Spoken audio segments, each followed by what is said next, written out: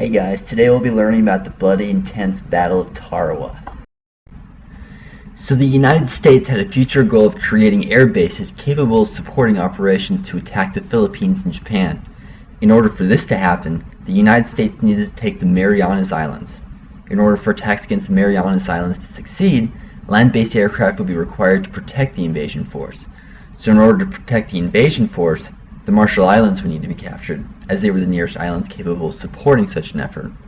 The problem with attacking the Marshall Islands right then would be that it would be cut off from direct communications from Hawaii by a Japanese air base on the island of Betio, which is on the western side of the Tarawa Atoll in the Gilbert Islands. Thus, in order to take the Marianas, Tarawa would need to be taken. Betio, the largest island in the Tarawa Atoll, was home to the bulk of the Japanese defenders on the island chain. Japan's strategy at Tarawa was to stop the attackers on the beaches. A large number of pillboxes and fire pits were constructed with fields of fire over the water. The Japanese defense force on the island were known to be highly trained, better disciplined, tenacious, and have superior small unit leadership than comparable units of the Japanese army. The unit also had Type 95 light tank. The Japanese had 14 coastal guns defending the island, with 4 large Vickers 8-inch guns secured in concrete bunkers and located around the island to guard the open water approaches to the lagoon. If that wasn't enough, the island had 500 pillboxes defending the island, 40 artillery pieces that were scattered around the island in reinforced firing pits, and trenches connected at all points of the island. Admiral Kishi Shibazaki encouraged his troops by saying, "It would take 1 million men 100 years to conquer Tarawa." I would not want to be a Marine about to invade that island. I think this documentary can help illustrate what the battle mood was before the attack. It won't be long now before we know where we're bound. The relief map of our objective is broken out. The fortified island of Betio and the Tarawa Atoll, a very important Jap air base on the outer fringe of their Pacific defenses. Our platoon leaders started explaining the terrain to us. By the time they were finished, we knew that island and its reefs as well as we knew our own backyards. We built more machine gun ammunition.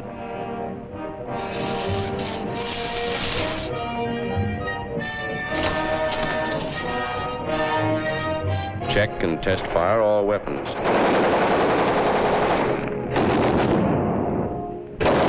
Exercise helped to relieve the tension.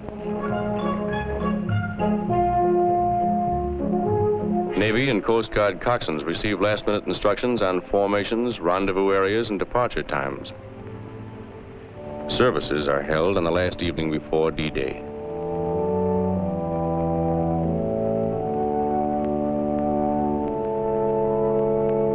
We liked listening to Father Kelly. He'd been with us at Guadalcanal. He had a way of saying what we wanted to hear.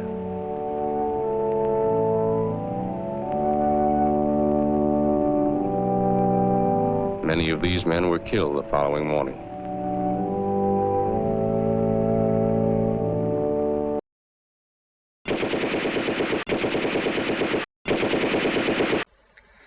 The American invasion force consisted of 17 aircraft carriers, 12 battleships, 8 heavy cruisers, 4 light cruisers, 66 destroyers, 36 transport ships, and 35 attacking U.S. troops.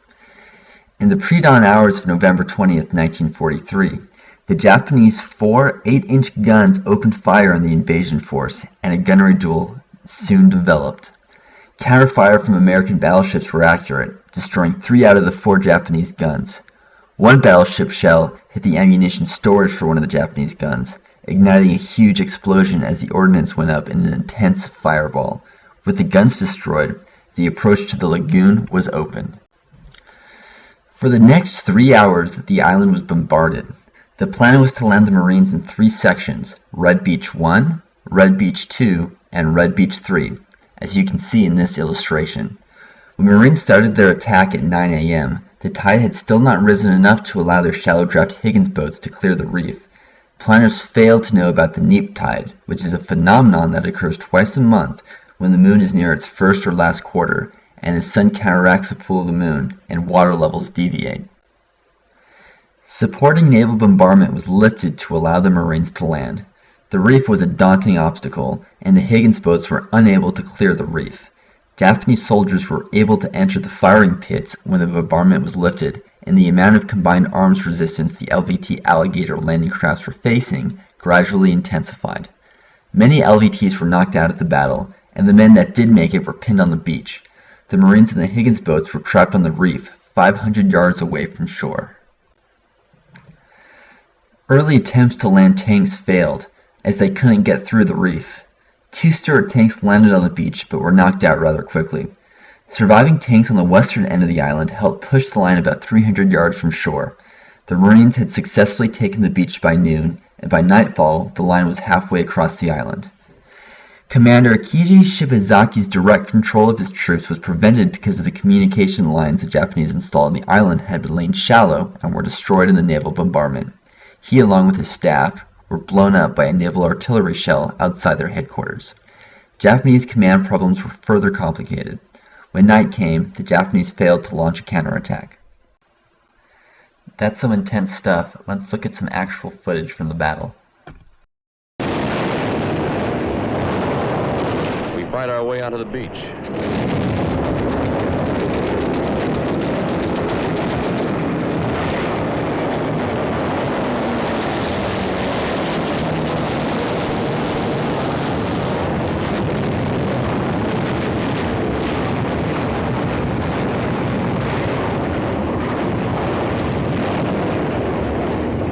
Our men wade ashore from wrecked amphibians.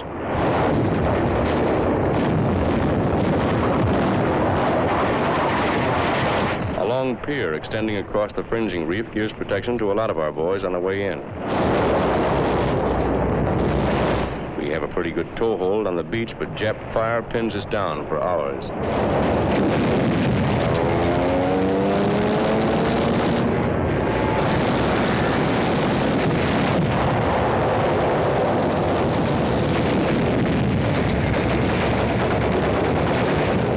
Casualties are pretty high, but as we found out later, blood plasma saves a lot of lives.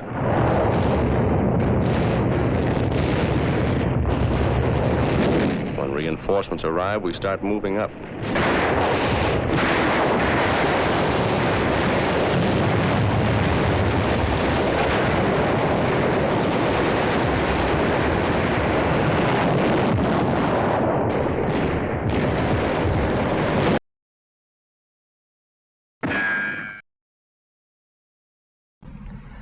So the goal for Red Beach 2 and 3 on day 2 was to expand the bulge until it reached the southern shore, dividing the Japanese into 2 sections. Red Beach 1 was in charge of securing the entire western end of the island. The effort to take the western end of the island was met with strong resistance. Artillery spotters were able to direct naval gunfire directly on any remaining strong points. Operations along Red Beach 2 and 3 were met with even heavier resistance. Japanese machine gun fire was able to cut off American forces from each other. Eventually, the Americans were able to bring up their own heavy machine guns, putting the Japanese posts out of action. Their mission was successful by early afternoon. Aircraft bombs found its mark on a pillbox covering a group of Japanese soldiers that were trying to escape. The pillbox contained a tank of gasoline, and the Japanese troops were burned alive.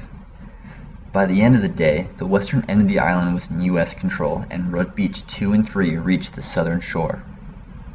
This bunker is giving us plenty of trouble. We have orders to clean it out.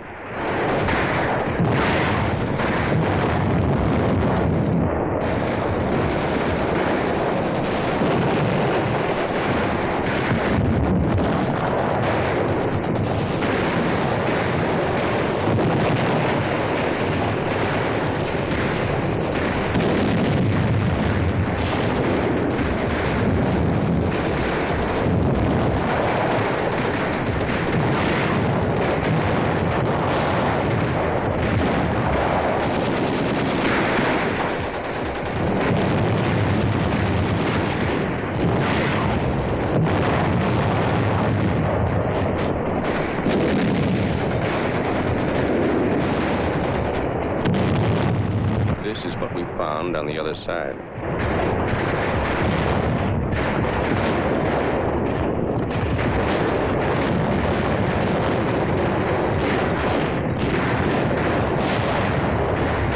They're savage fighters. Their lives mean nothing to them.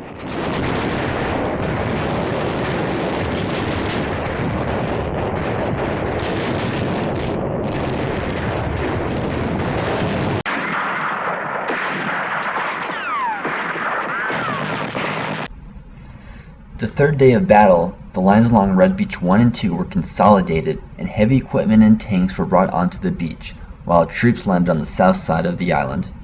The remaining Japanese forces, by the evening, were pushed back into a tiny amount of land on the eastern side of the island. There were also still pockets of Japanese between Red Beach 1 and 2 on the western end of the island. That evening, Japanese forces formed up for a counterattack. In preparation for the full-scale assault, small units were sent to infiltrate U.S. lines. Concentrated artillery fire destroyed assembling forces and the assault never took place. A few hours later, another attempt. This banzai attack met with success, inflicting 173 casualties, including 45 Americans dead. With support from destroyers, 325 Japanese attackers were killed. Early the next morning, an aircraft carrier was torpedoed and sunk, killing 687 troops. This loss was more than 30% of the total loss of life during the entire battle. In the early morning, the Japanese decided to attack again with about 300 Japanese troops, another banzai charge. With the help of howitzers and destroyers, the Marines beat back the attack, calling in artillery within 75 meters of the Rem lines.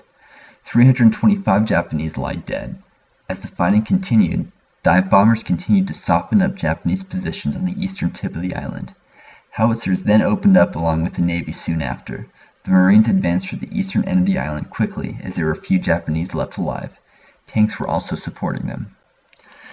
Marines continued to destroy strongpoints with tank and demolition flamethrower teams. As Japanese attempted to retreat down the narrow island, the fleeing soldiers were shot with the machine gun fire. The island was still not secure, as the landings between Red Beach 1 and 2 had not yet been secured. That last pocket was encircled with the support of 2 pack howitzers from the lagoon. Pockets of resistance were bypassed, leaving them to be cleared out by tanks, engineers, and air support. The island was declared secure at 13:30.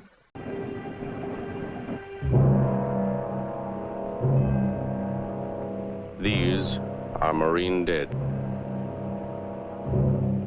This is the price we have to pay for a war we didn't want. And before it's over, there'll be more dead on other battlefields.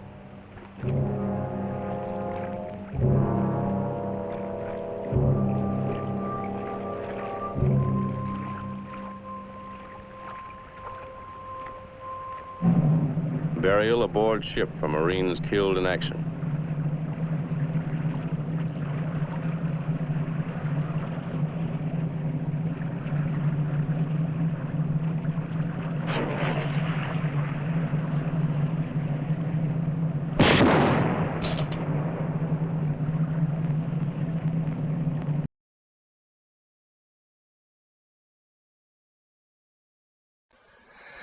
Of the 3,636 Japanese in the garrison, only 17 men surrendered. Of the 1,200 Korean laborers, only 129 survived. A total of 4,690 Japanese soldiers were killed. The Marines suffered 894 killed in action. Of the 12,000 Marines on Tarawa, 3,166 became casualties. These casualties were a cause of concern back in the United States. Many wondered why so much was sacrificed for a small, seemingly unimportant island. A general of the name Holland Smith, who was critical of the Navy, stated, "Was Tarawa worth it? My answer is unqualified. No. From the very beginning, the decision of the Joint Chiefs to seize Tarawa was a mistake, and from their initial mistake grew the terrible drama of errors of omission rather than commission, resulting in these needless casualties." Others disagreed. Nimitz commented, "The capture of Tarawa knocked down the front door to the Japanese defenses in the Central Pacific." The Marshall Island Campaign was launched 10 weeks after the seizure of Tarawa. Aircraft flown from airfields at Bedio proved highly valuable and many lessons were learned from the battle. It was the first time in the war that the United States amphibious landing was opposed by well-entrenched, determined defenders. The lessons learned at Tarawa would be applied to all subsequent amphibious assaults as the United States worked its way across the Central Pacific. So is Tarawa worth it? What do you guys think? I'd like to leave you with this one last clip. I guess all of us knew from the first, no matter how tough the going was, that we'd take the island. Just the same, the day the colors were run up on this palm tree and flew for the first time over Tarawa, we got a lump in our throats. We were mighty proud.